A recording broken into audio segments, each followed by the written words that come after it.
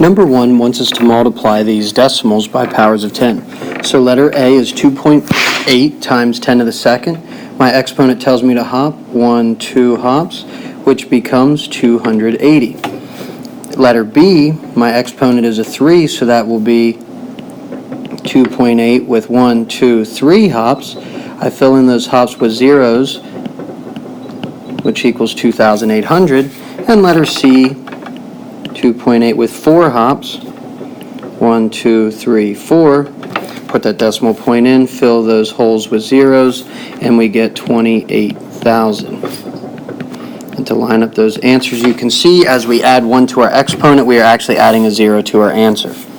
So for number 2, where do you place the decimal point in your answer to 2.8 or 2 8/10 times 10 to the third power?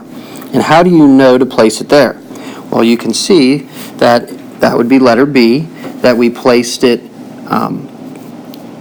2 places to the right of the 8, or let me type this up. Here, the decimal moved 3 places to the right. The exponent tells you how many places to move, and multiplying moves your decimal to the right. Now looking at number 3, we have some division here, and if we rewrite this problem, we have 14 3/10. We have 14 3/10 divided by 10 to the second power. So division tells us to move our decimal to the left rather than to the right. Our exponent tells us how many hops. So if we look here, we get 14.3, and we hop it 2 to the left. So my new answer is 0 and 143 thousandths. When we hop it 3 left, 3, we need to fill in that empty spot with a 0, and that answer becomes 0 and 143 10,000ths. And when we go to the fourth power, that would be a total of 4 hops of the decimal point,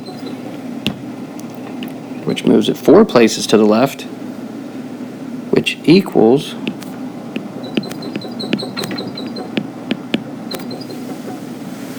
143 hundred-thousandths.